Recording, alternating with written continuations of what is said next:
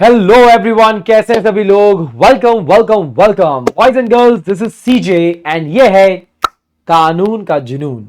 So welcome everyone. ये एक छोटा सा वीडियो है। मुझे आप लोगों से बातचीत करनी है। बहुत सारे बच्चों के मैसेजेस हैं, आए हैं, आते रहते हैं, पास्ट में भी बहुत सारे आए हैं कि सर हम स्टडी मटेरियल से अगर डायरेक्टली पढ़ना चाहते हैं तो हम लोग कैसे पढ़ सकते हैं, हमें नोट्स बनाने हैं। क्योंकि आप सभी लोगों को पता है कि अगर मैं स्पेसिफिकली लॉ के बारे में बात करूं तो लॉ इंटरमीडिएट पे एक ऐसा खतरनाक सब्जेक्ट है, चाहे फाउंडेशन हो, चाहे इंटरमीडिएट हो, चाहे फाइनल हो। ये एक परफेक्ट ब्लेंड है of theoretical subject and a practical subject. क्योंकि आपको जितना चीजें आप सोचते हो कि आप रटोगे उतना आप इस सब्जेक्ट को नहीं समझ पा रहे हो। बहुत ही प्यारी अंडरस्टैंडिंग के साथ में आप अगर ब्रेक डाउन करोगे कंटेंट को तो आप ऐसे नोट्स बना सकते हो जो आप आखिरी के 1.5 दिन के अंदर इस्तेमाल कर सकते हो और आप उससे मल्टीपल टाइम्स रिवीजन कर सकते हो। आज मैंने सोचा कि एक छोटा सा वीडियो बनाता हूं। क्यों ना एक काम करें कि आप और हम मिलकर एक टॉपिक ओपन करें स्टडी मॉड्यूल से, हमारे आईसीआई की स्टडी मटेरियल से। हम उस स्टडी मटेरियल को यहां पर ही रीड करें, हाईलाइट करें और हम अपने खुद के नोट्स बनाएं, ताकि जब ये काम हम दोनों एक साथ करेंगे तो आपको समझ में आएगा कि एक टीचर कैसे सोचता है, स्टूडेंट को यानी कि आपको कैसे सोचना चाहिए, कौन सी इंपॉर्टेंट चीजें आप लोगों को लिखनी चाहिए और आपको नोट्स में अपनी बुक्स में कैसे उसको लिखना चाहिए। क्योंकि अलग अलग टाइप के बच्चे होते हैं। कुछ बच्चे हाईलाइट करते हैं, कुछ बच्चे बुक में मॉड्यूल में हाईलाइट करके थोड़ा सा टेरेस पे लिखते हैं, थोड़ा सा साइड में लिखते हैं, थोड़ा सा इधर लिखते हैं। अलग अलग कैटेगरी के अलग अलग बच्चे होते हैं। कुछ बच्चे कहते हैं कि नहीं सर, हम पूरा रजिस्टर के अंदर लिखेंगे और अपने खुद के नोट्स बनाएंगे। Which ever may be the case, आप जैसा करना चाहे आप बिल्कुल कर सकते हैं, बट मुझे let me help you on this one, okay a bit. तो मेरे साथ में रहना, कुछ 10-15 मिनट का वीडियो छोटा सा रखेंगे। Let's try to convert study material into rankers notes.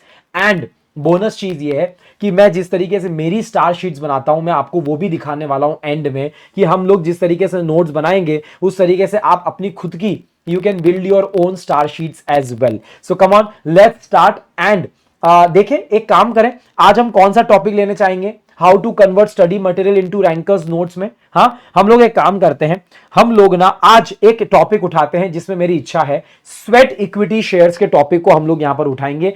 Section 54 from your chapter share capital and debentures. So let me open the study module for you guys. वहां से पढ़ेंगे, हाईलाइट करेंगे और नोट्स के अंदर उसको फिर हम लोग कन्वर्ट करेंगे। Let's start.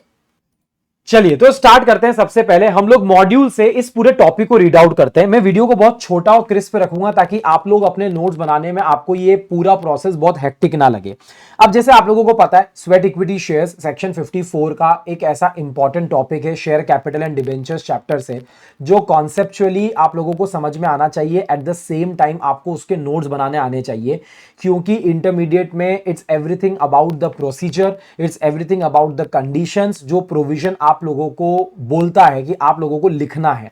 देखो, अंडरस्टैंडिंग एक चीज है, अंडरस्टैंडिंग होने के अलावा मॉड्यूल की पूरी इंफॉर्मेशन को गैदर करना, पूरी इंफॉर्मेशन को नोट्स में कन्वर्ट करना और उसको रिवाइज करके लिख कर आना अपने आप में बहुत ही बड़ी चैलेंजिंग बात है। ओके, अब देखते हैं सेक्शन 54 है। सबसे पहली बात, बच्चे पूछते हैं कि सर सेक्शन नंबर का क्या करना है, याद करना है कि नहीं करना है। मैं हमेशा बोलता हूं आप सेक्शन नंबर को स्किप कर सकते हो। ऐसा नहीं है कि आपको सेक्शन नंबर आप लिखोगे तो ही आपको मार्क्स मिलेंगे, it is not the case. Except few important sections जो एक इंस्टीट्यूट भी एक्सपेक्ट करता है कि यार बच्चे को इतना तो आना चाहिए। करेक्ट है। देखो, स्वेट इक्विटी शेयर्स का मीनिंग क्या है, मैं सिर्फ इंपॉर्टेंट चीजों को यहां पर हाईलाइट करूंगा। ठीक है, स्वेट इक्विटी शेयर्स मीन्स सच इक्विटी शेयर्स। जाहिर सी बात है, ये इक्विटी शेयर्स है, उनके नाम में ही इक्विटी शेयर लिखा हुआ है। They are issued by the company, company issue करती है अपने डायरेक्टर्स या अपने एम्प्लॉइज को, या तो डिस्काउंट पे करेगी या फिर for consideration other than cash करेगी। क्यों करती है? Providing their know how, point number 1।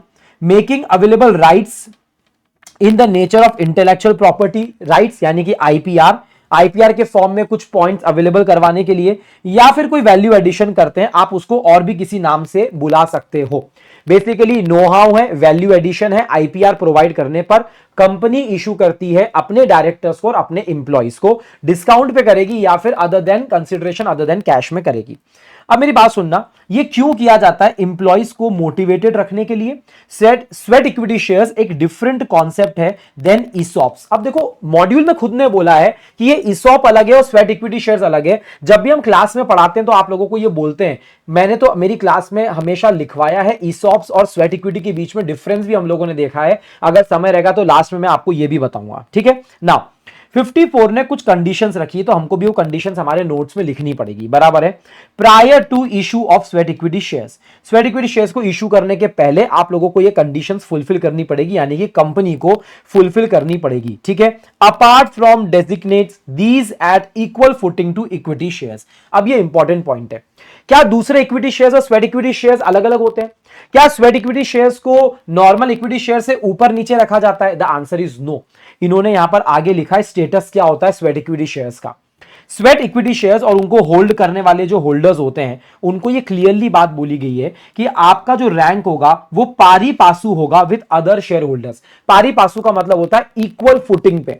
हम आपके स्वेट इक्विटी शेयर्स को थोड़ा कम आंकेंगे, ज्यादा आंकेंगे, आपके जो राइट्स हैं, आपके जो लिमिटेशंस हैं, कुछ रेस्ट्रिक्शंस हैं, कुछ प्रोविजंस हैं, क्या कुछ अलग तरीके से एप्लीकेबल होंगे? उन्होंने कहा नहीं, ये क्या होगा, as are for the time being applicable to equity shares shall be applicable to sweat equity shares। जो आपके equity shares के ऊपर applicable हो रहा है वैसा ही ये आपके sweat equity shares के ऊपर भी applicable होगा। तो पारी पासू का ये पॉइंट यहां पर क्लियर हो गया, बराबर है। तो देखो आप इसको ब्रेक डाउन कैसे करोगे?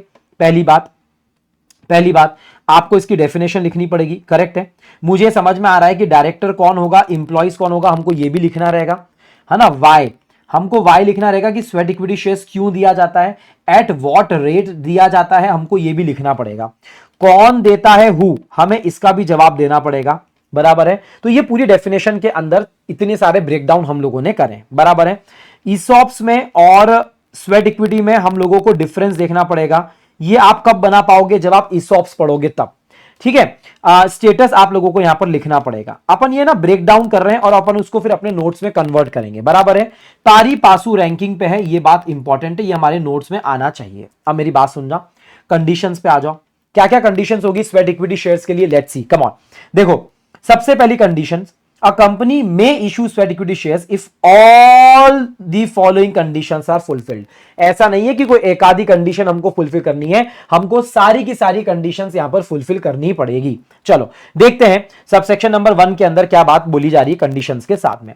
पहली बात, स्वेट इक्विटी शेयर्स उन्हीं क्लास ऑफ इक्विटी शेयर्स के लिए इशू किए जा सकते हैं जो ऑलरेडी इशूड है। You can not create another new class of equity shares specially for sweat equity shares, नहीं, जो already existing class of equity shares है आप उनके लिए ही कर सकते हो। पॉइंट नंबर 1, आपको स्पेशल रिजोल्यूशन की जरूरत पड़ेगी। पॉइंट नंबर 2, रिजोल्यूशन स्पेसिफाई करेगा डिटेल्स। अब डिटेल्स इंपॉर्टेंट है, कितने नंबर ऑफ शेयर्स हैं, करंट मार्केट प्राइस क्या है, कंसिडरेशन कितना है, अगर कुछ है तो, क्योंकि नहीं भी हो सकता है, other than consideration, other than cash भी हो सकता है, एंड द क्लास और क्लासेस ऑफ डायरेक्टर्स, कौन से डायरेक्टर्स को, कौन से इंप्लॉइज को आप स्वेट इक्विटी इशू कर रहे हो, ये भी आप लोगों को लिखना पड़ेगा।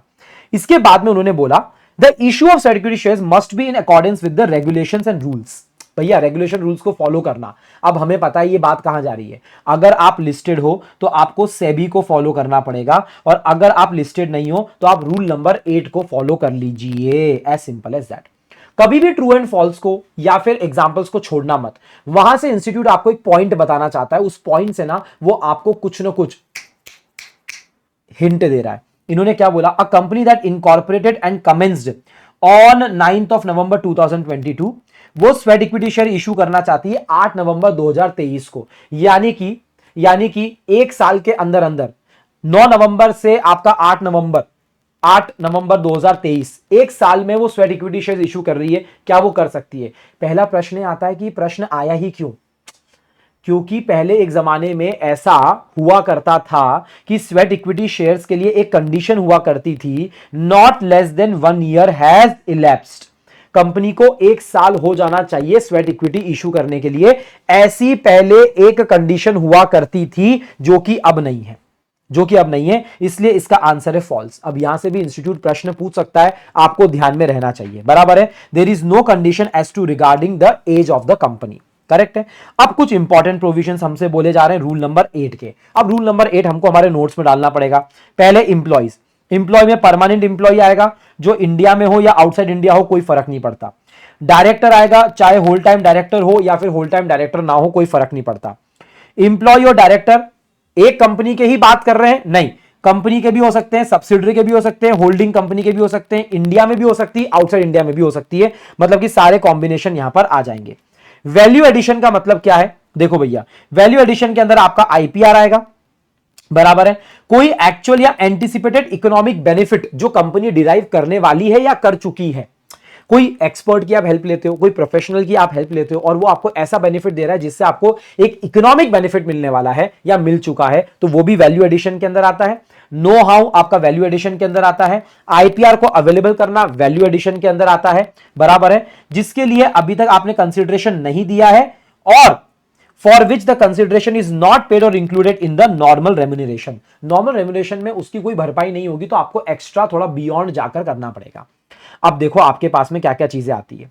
सब रूल 3, सब रूल 4, सब रूल 5, सब रूल 6, बराबर है, सब रूल 7, सब रूल 9, 13, 14, यानी कि आपके पास में बहुत सारे रूल्स आने वाले हैं। उसके बाद में टॉपिक खत्म होगा। तो क्या हम अपने नोट्स में भी एक एक रूल को एक एक बुलेट पॉइंट के अंदर नहीं बना सकते क्या? बिल्कुल बना सकते हैं, कोई दिक्कत की बात नहीं है। देखो मेरी बात सुनो, स्पेशल रिजोल्यूशन की वैलिडिटी होती है 12 महीने for a period not more than 12 months from the date of passing. Point number 1, limit कितनी है? आप स्वेट इक्विटी शेयर्स इशू करे जा रहे हो, मन से करे जा रहे हो, कितनी भी कर सकते हो, ऐसा होता है क्या? नहीं, ऐसा नहीं होता है। मैक्सिमम अमाउंट या फिर लिमिट ड्यूरिंग अ ईयर, उन्होंने पहले ही बोल दिया, एक साल की हम लोग बात कर रहे हैं। हायर ऑफ होना चाहिए 15% existing paid up equity share capital, क्योंकि हम स्वेट इक्विटी शेयर की बात कर रहे हैं तो हम इक्विटी शेयर कैपिटल का 15% लेंगे, या फिर हम लेंगे shares of the issue value 5 crore रुपए। 5 करोड़ रुपए की इशू वैल्यू हम लोग पकड़ेंगे, विच एवर इज हायर। और अगर हम लोग बात कर रहे हैं स्वेट इक्विटी शेयर्स की क्यूमुलेटिव इफेक्ट देख रहे हैं, मतलब पूरी जिंदगी भर में कंपनी कितना कर पाएगी, क्यूमुलेटिवली उसके प्रीवियस ईयर्स को भी हम लोग देख रहे हैं, shall not exceed 25% of paid up equity capital of the company at any time.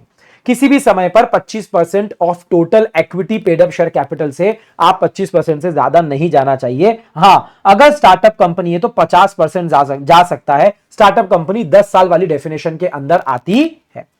Lock in period है क्या? यस, 3 साल का लॉक इन पीरियड है, मतलब जिन डायरेक्टर्स या एम्प्लॉइज को इशू किया जा रहा है तब तक 3 साल तक वो नॉन ट्रांसफरेबल होगा। क्वेश्चन, 5 साल नहीं, 2 साल नहीं, 3 साल एग्जैक्ट प्रोविजन में लिखा हुआ है। स्वेट इक्विटी शेयर्स को हम लोग वैल्यू करेंगे, जो रजिस्टर्ड वैल्यूअर हमको वैल्यू निकाल के देगा एज द फेयर प्राइस। जो रजिस्टर्ड वैल्यूअर वैल्यू निकाल के देता है उसे फेयर प्राइस बोला जाता है, उसके साथ में रीजन भी दिया जाता है। ठीक है, अब मेरी बात सुनना। सर फेयर वैल्यू हम लोग कैसे निकालेंगे? इंस्टीट्यूट ने यहां पर बता रखा है, जो कोटेड मार्केट प्राइस होती है एक्टिव मार्केट के अंदर, वो बेस्ट एविडेंस होता है फेयर वैल्यू का, उसको यूज करना चाहिए। Again it's fine, okay. अब बात सुनना, आपने आईपीआर के अगेंस्ट में स्वेट इक्विटी दिया, वैल्यू एडिशन के अगेंस्ट में स्वेट इक्विटी दिया, नो हाउ के अगेंस्ट में स्वेट इक्विटी दिया, आपको कैसे मालूम कितने वैल्यू का आईपीआर है? तो भाई साहब आपको उसका इंटेलेक्चुअल प्रॉपर्टी का वैल्यूएशन निकालना पड़ेगा, नो हाउ का, वैल्यू एडिशन का आपको वैल्यूएशन निकालना पड़ेगा, और वो भी रजिस्टर्ड वैल्यूअर निकालेगा, उसकी एक रिपोर्ट बनाएगा, बोर्ड ऑफ डायरेक्टर्स को एड्रेस करके देगा जस्टिफिकेशन के साथ में। अब अगर नॉन कैश कंसिडरेशन के लिए है कि भाई साहब किसी ने कोई आपको सॉफ्टवेयर दे दिया और ऐसा सॉफ्टवेयर दिया है कि भैया वो खतरनाक है, वो आपके लिए एक एसेट बिल्ड कर रहा है, तो देखो ट्रीटमेंट की बात करी जा रही है। अगर नॉन कैश कंसिडरेशन के लिए आप स्वेट इक्विटी देते हो तो भाई साहब उसको कैसे ट्रीट करना है वो यहां पर बताया जा रहा है। तो सुनना, shall be treated in the following manner. अगर कोई एसेट क्रिएट होता है जो या तो डेप्रिशिएबल है या अमोटाइजेबल है, यानी कि टेंजिबल या इंटेंजिबल कोई आपका एसेट क्रिएट हो रहा है, तो आप बैलेंस शीट के उस अंदर उसको कैरी करो, बैलेंस शीट के ट्रीटमेंट के हिसाब से उसका ट्रीटमेंट करो। और अगर ऐसा नहीं होता है तो आपके लिए वो एक तरीके से नॉर्मल एक्सपेंस होगा स्वेट इक्विटी का, जो आप अपने इंप्लॉइज या डायरेक्टर्स को दे रहे हो। ये सारी बातें डायरेक्टर्स की रिपोर्ट में बोर्ड ऑफ डायरेक्टर्स यहां पर अपनी डायरेक्टर रिपोर्ट में डिस्क्लोज करते हैं डिटेल्स के साथ में। और इसका एक रजिस्टर मेंटेन होता है SH3 के अंदर, शेल मेंटेन अ रजिस्टर और वो रजिस्टर्ड ऑफिस पे होना चाहिए। जैसा रजिस्टर्ड ऑफिस पे अगर नहीं रख रहे हो तो some other place as the board में डिसाइड, ये बात भी है। अब देखो अपन को यहां पर 10 मिनट लगे, अपन ने पूरा प्रोविजन पढ़ा, अपन ने अंडरलाइन किया, हाईलाइट किया। मुझे क्या समझ में आ रहा है कि हमको कितने पार्ट्स में हमारे नोट्स को डिवाइड करना पड़ेगा। देखो आपको सबसे पहले यहां पर डेफिनेशन लिखनी पड़ेगी, करेक्ट, मैं नंबरिंग कर देता हूं। आपको सबसे पहले डेफिनेशन लिखनी पड़ेगी, है ना। उस डेफिनेशन के बाद में आप लोगों को यह देखना पड़ेगा कि इसका स्टेटस क्या है, वो आप लिखो। उसके बाद में आपको कंडीशंस की हेडिंग डालनी पड़ेगी। कंडीशंस के साथ में आपको सारे सब पॉइंट्स बनाने पड़ेंगे, बराबर है। कंडीशंस के बाद में आपको कुछ इंपॉर्टेंट क्लैरिफिकेशंस हैं जो यहां पर दे रखे हैं रूल नंबर 8 के, ये आपको नोट्स के अंदर ऊपर वाले पॉइंट्स में इनकॉर्पोरेट करने पड़ेंगे। जब आप इंप्लॉय लिख रहे हो तो इंप्लॉय बता दो इंप्लॉय क्या है, जब डायरेक्टर लिख रहे हो तो डायरेक्टर का लिख दो। मतलब आपको ये इनकॉर्पोरेट करना पड़ेगा विद द डेफिनेशन। डेफिनेशन के साथ में आपको 3 चीजें इंकॉर्पोरेट करनी पड़ेगी, इंप्लॉय की डेफिनेशन, डायरेक्टर की डेफिनेशन और वैल्यू एडिशन की डेफिनेशन आप लोगों को यहां पर डालनी पड़ेगी। तीनों को आप ऊपर ही इंकॉर्पोरेट कर दो। जब आप ऊपर ये लिखोगे कि स्पेशल रिजोल्यूशन है तो आप सब रूल 3 को अटैच कर दो कि स्पेशल रिजोल्यूशन की वैलिडिटी 12 महीने है ना। लिमिट का पॉइंट आपका अगला आएगा, सबसे इंपॉर्टेंट पॉइंट। मैं नंबरिंग में कहां तक पहुंचा था देख लो जरा, 3 नंबर तक पहुंचा था मैं। आपका इंपॉर्टेंट पॉइंट आएगा यहां पर 4 नंबर का लिमिट। फिर आपका आएगा लॉक इन पीरियड 5 नंबर पे। फिर आपका वैल्यूएशन का एक पॉइंट आएगा जिसमें दोनों पॉइंट हम लोग एक साथ लिखेंगे। ट्रीटमेंट का एक पॉइंट आएगा और डिस्क्लोजर का एक आपका आखिरी पॉइंट आएगा जिसमें डायरेक्टर्स रिपोर्ट और बोर्ड रिपोर्ट सब कुछ आएगा एंड मेंटेनेंस भी यहां पर आएगा। कुछ 7 या पॉइंट 8 या पॉइंट के अंदर हम लोगों को ये कुछ नोट्स बनाने पड़ेंगे। कम on let's start, let's make the notes. चलिए आइए तो नोट्स यहां पर हम लोग बनाते हैं, ठीक है। अब मैंने जानबूझ के ना टॉपिक थोड़ा स्वेट इक्विटी शेयर बड़ा ही चूज किया है। इसके पीछे कारण ये है कि यार सिंपल टॉपिक ले लेते तो क्या ही मजा आता, थोड़ा सा नोट्स बनाने में मजा भी आएगा हम लोगों को। चलिए स्वेट इक्विटी शेयर मैं यहां पर लिख लेता हूं सबसे पहले, स्वेट इक्विटी शेयर्स। जब भी आप लोग भी अगर नोट्स बनाते हो ना, नोट्स की खासियत क्या होनी चाहिए मैं आप लोगों को बता देता हूं। ज्यादा टाइम कंज्यूमिंग नहीं होना चाहिए, बराबर है। और आपका ना सेकंड रिवीजन बहुत अच्छा होना चाहिए, कम समय लेना चाहिए, तो ही आपके नोट्स ना बहुत ही ज्यादा इफेक्टिव रहेंगे। अब सबसे पहले आप लोग अपनी स्टाइल बनाओ, आप पॉइंट्स बनाओ। देखो मेरी स्टाइल थी पॉइंट्स बनाने की, आप लोग भी पॉइंट्स बनाया करो। लेट्स से ये मेरा पॉइंट नंबर 1 है, करेक्ट है। इसका मैं कलर चेंज कर देता हूं, पॉइंट नंबर 1। सबसे पहले मैं यहां पर डेफिनेशन लिखूंगा, ठीक है। डेफिनेशन में मैं क्या लिखूंगा यहां पर, मैं सबसे पहले यहां पर लिखूंगा sweat equity shares are issued by a company. देखो कंपनी इशू करती है, याद करने का तरीका है, मैं शॉर्ट शॉर्ट में लिख रहा हूं। Issued by a company, correct है ना। अब सुनना, issued by a company to permanent employees, बराबर है। क्या लिखोगे आप, टू परमानेंट इंप्लॉइज और डायरेक्टर्स, और डायरेक्टर्स। अब ये डायरेक्टर्स कोई भी हो सकता है, हम लोगों ने देखा भैया ये होल टाइम डायरेक्टर्स भी हो सकते हैं और नॉट। आप होल टाइम डायरेक्टर हो या ना हो हमें कोई फर्क नहीं पड़ता है, बराबर है। इसके बाद में हमने देखा था इन इंडिया या आउटसाइड इंडिया, इन इंडिया या फिर आउटसाइड इंडिया, दोनों बातें हम लोगों ने देखी थी। और इसके बाद में हमने देखा था ऑफ कंपनी, होल्डिंग और सब्सिडरी एज वेल। यानी कि कोई फर्क नहीं पड़ता, आप आपकी कंपनी के एम्प्लॉयज को दो, कंपनी के डायरेक्टर्स को दो, या आप होल्डिंग के डायरेक्टर्स को दो, या होल्डिंग के या सब्सिडरी के डायरेक्टर्स को दो, कोई फर्क नहीं पड़ता, आप दे सकते हो, बराबर है। अगला प्रश्न आता है बेटा फॉर व्हाट। डेफिनेशन आप लोगों ने देखी, अब for what, sweat equity shares are for what reasons, बराबर है। देखो रीजन क्या है, हम लोग देख रहे हैं बेटा रैंकर्स किस तरीके से चीजें याद करते हैं, है ना। तो अपने सारी इंपॉर्टेंट चीजें यहां पर लिखी, आप लोग देखो, आप लोग देखो। कंपनी इशू करती है, परमानेंट इंप्लॉइज को करती है, डायरेक्टर्स को करती है, इंडिया आउटसाइड इंडिया करती है, होल्डिंग सब्सिडरी करती है, सारी बातें हम लोगों ने लिखी। अब आप लिखोगे फॉर व्हाट, तो आपको लिखना पड़ेगा फॉर, सबसे पहली चीज for providing know how, know how को प्रोवाइड करने के लिए। पॉइंट नंबर 2, इसको हटाओ, आप नंबरिंग में लो, इसको ए, आप बी नंबरिंग में लो, ठीक है।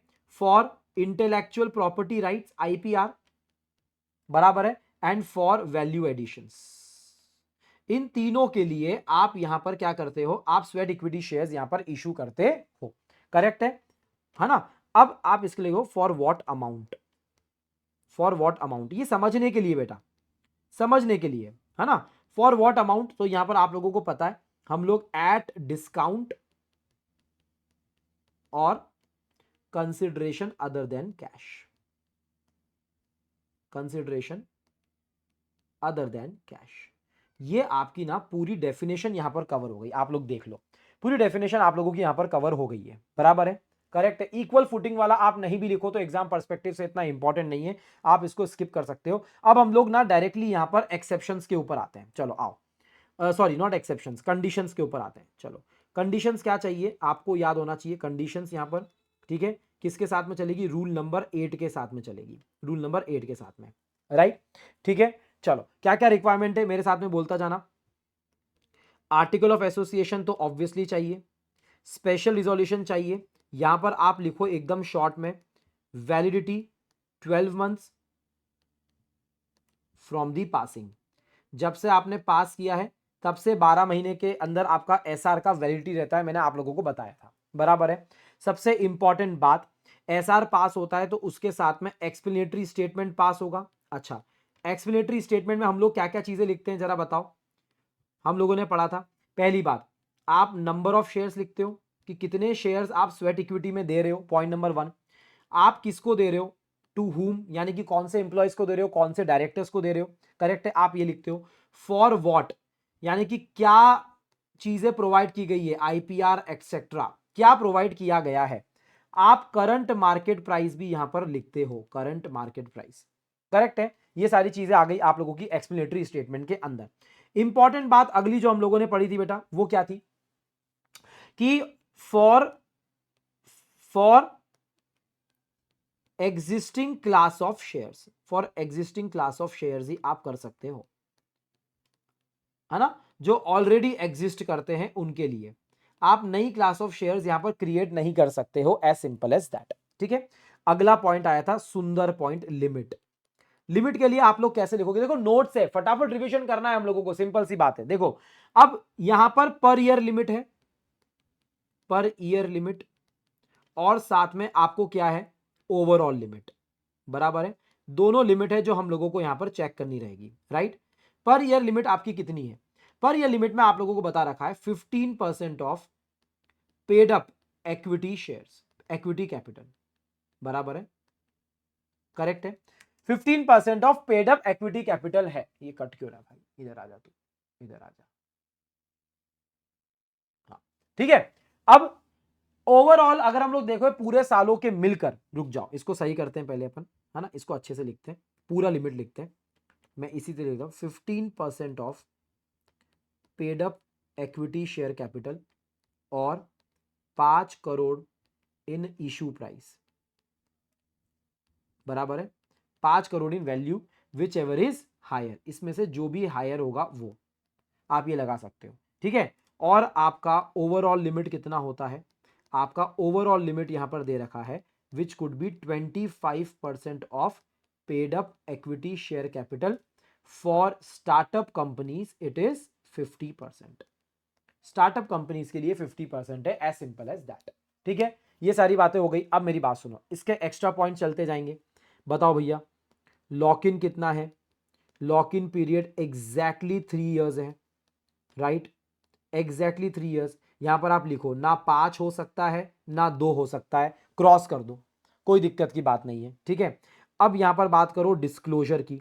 चलो डिस्क्लोजर कहां कहां करना रहता है भैया, देखो डायरेक्टर्स की रिपोर्ट में डिस्क्लोजर होता है, राइट, बोर्ड रिपोर्ट में आप लोगों को डालना रहता है, दोनों बातें हम लोगों ने पढ़ी है, करेक्ट है। और साथ में आपको जस्टिफिकेशन भी देना पड़ता है, जस्टिफिकेशन भी आप लोगों को देना पड़ता है, बराबर है। रजिस्टर की जरूरत पड़ती है क्या, the answer is yes. Register maintain होता है SH3 के अंदर एट रजिस्टर्ड ऑफिस, या आपको रजिस्टर रखना पड़ता है। इसमें बाद में एक बात आई थी कि अब देखो अगर आप लिस्टेड कंपनी हो, है ना, तो आप लिस्टेड कंपनी हो अगर आप, तो आप सेबी को फॉलो करो, करना पड़ेगा आपको, और अदरवाइज आपको रूल नंबर 8 तो फॉलो करना ही है, right. Now the last point जो यहां पर आता है बेटा, वो आता है ट्रीटमेंट का, कि ट्रीटमेंट कैसे करना है। देखो भैया, अगर असेट क्रिएट होता है, चाहे वो असेट आपका कैसा भी हो, आपका डेप्रिशिएबल असेट हो या अमोर्टाइजेबल असेट हो आपका, करेक्ट है, ये दोनों आप बैलेंस शीट आइटम जैसे इसको ट्रीट करना। अदरवाइज अदर देन अबव अगर कुछ भी होता है तो वो आपका पीएनएल के अंदर एज एन एक्सपेंस जाता है, एज सिंपल एज दैट। तो ये भी आपकी बात यहां पर खत्म होती है। ठीक है, अब रही बात कि इंप्लॉय के अंदर कौन आता है, तो हमने बता दिया। वैल्यू एडिशन के अंदर क्या आता है, हमने बता दिया। स्पेशल रिजोल्यूशन की वैलिडिटी क्या है, हमने कवर कर लिया। एक्सप्लेनेटरी स्टेटमेंट हमने कवर कर लिया। लॉक इन हमने कवर कर लिया। अब एक लास्ट पॉइंट यहां पर आता है, वो आता है वैल्यूएशन का। क्या आता है कि वैल्यूएशन कौन करता है, यहां पर रजिस्टर्ड वैल्यूअर यहां पर वैल्यूएशन करता है, एज सिंपल एज दैट। ठीक है, करेक्ट है। बस अब ये सारी चीजें आप लोगों ने कवर करी, आप लोग देख सकते हो यहां से लेकर हमने सारी बातें यहां पर पूरी कवर करी है। इसमें एक इंपॉर्टेंट नोट आप जरूर डाल सकते हो, इंपॉर्टेंट नोट। ठीक है, वो नोट जो आपको यहां पर समझ में आया है कि there is no condition prescribed regarding the age of the company, यहां पर आप स्पेशल नोट बनाकर डाल सकते हो। ये नोट्स ना आप लोगों को बाद में बहुत हेल्प करेंगे। स्पेशल नोट्स के अंदर डाल सकते हो, no condition, no condition as to age of the company for issuing sweat equity shares. ठीक है, और आपको लिखना है तो ट्रू एंड फॉल्स मॉड्यूल, आप इसका रेफरेंस भी दे सकते हो। अब देखो कितने खूबसूरत नोट्स आपके यहां पर तैयार हुए हैं। अब इसमें एक ही चीज आप लोगों को ध्यान रखनी है, वो चीज क्या ध्यान रखनी है, जैसे हमने सारी चीजें तो कवर कर ली है यहां पर, बराबर है।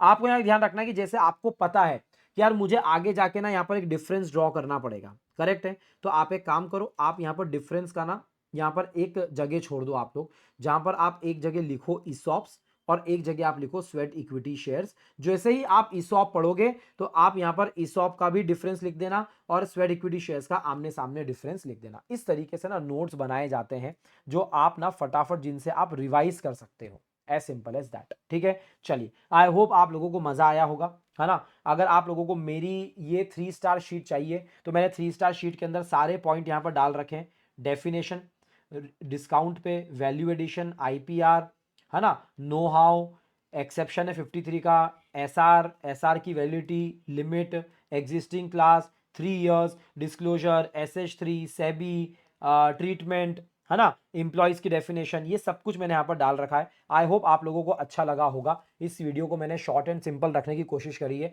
मॉड्यूल से पढ़ा, मॉड्यूल को हमने नोट्स में उतारा और लिख लिख के हम लोगों ने याद किया है। अगर आपको इसी तरीके के और वीडियोस चाहिए, कोई दूसरा टॉपिक जो टफ टॉपिक है जो आपको मॉड्यूल से मेरे साथ में पढ़ना है, तो मुझे बताइएगा, हम लोग अगला वीडियो उसके लिए भी बनाएंगे।